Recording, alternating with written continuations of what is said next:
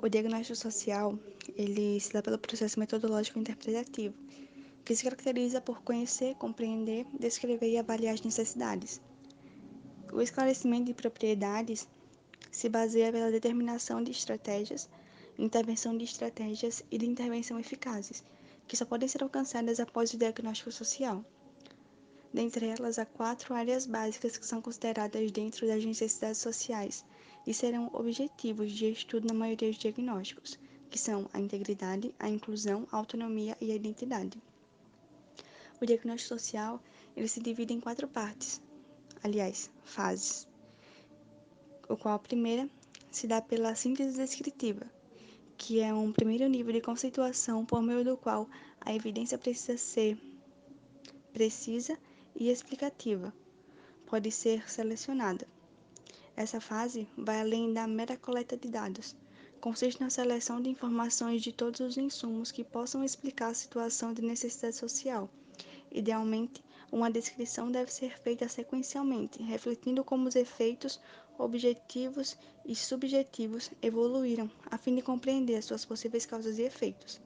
Já a segunda é uma análise causal, que envolve o segundo nível de conceituação e busca encontrar conexões entre as diferentes variáveis e os elementos que impactam a sua situação, o que deriva explicar o porquê.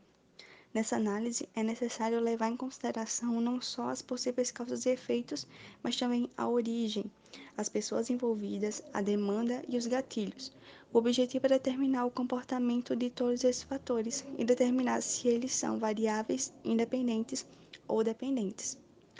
A terceira fase tem como objetivo definir as necessidades existentes, interpretá-las, determinar causas e efeitos. Já a quarta busca prever as necessidades sociais básicas de um indivíduo ou grupo social, que tem como dupla finalidade determinar as possibilidades de mudança e tentar prever como esses fatores evoluíram e como seria um cenário social futuro. O diagnóstico social torna-se o primeiro instrumento de um bom plano de intervenção.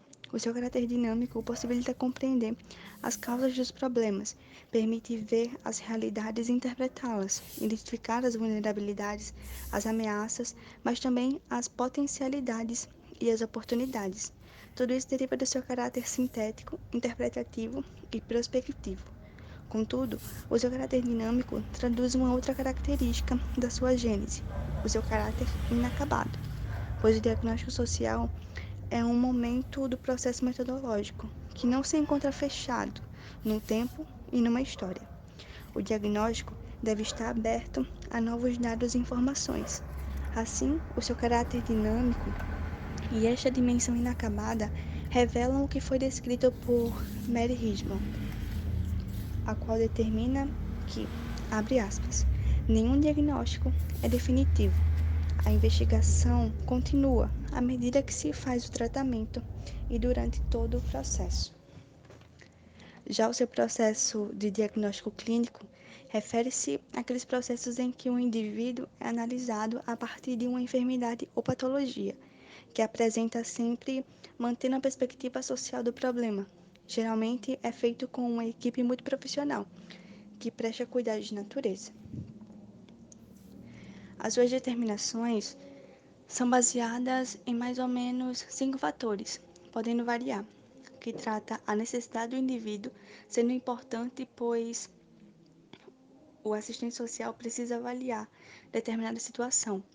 É trabalhar os indicadores que podem ser medidos por meio de uma escala e que juntos permitem concluir se a situação social é adequada ou de vulnerabilidade, os quais são econômico, de coexistência, pessoal, de saúde e social.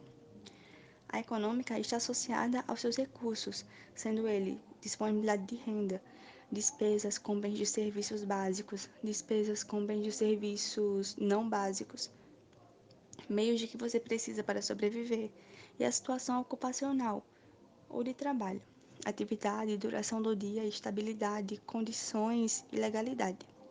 A segunda é a coexistência, que se refere ao lugar de moradia, alojamento ou habitação, os materiais e as condições de moradia, localização e proprietário desse lugar. A terceira é a pessoal, que se refere à questão de habilidades sociais, cognitivas, comunicação assertiva, formação, experiência profissional, nível de escolaridade, entre outros fatores individuais. A quarta é de saúde, que se refere à questão de autonomia mental, física e estado de saúde e necessidade de tratamento e incapacidade para o trabalho. A quinta e última se refere aos fatores sociais de que a relação, a questão de participação social, isolamento social, aceitação social, discriminação e de liberdade de direitos. Além dos indicadores supracitados, é necessário mencionar a importância do modelo biopsicossocial para determinar o potencial individual, baseando-se em características biológicas, psicológicas e sociais. É preciso ter em mente que esses três aspectos não podem ser analisados de forma singular, mas sim como componentes que fazem parte de um todo, constituindo uma unidade biopsicossocial.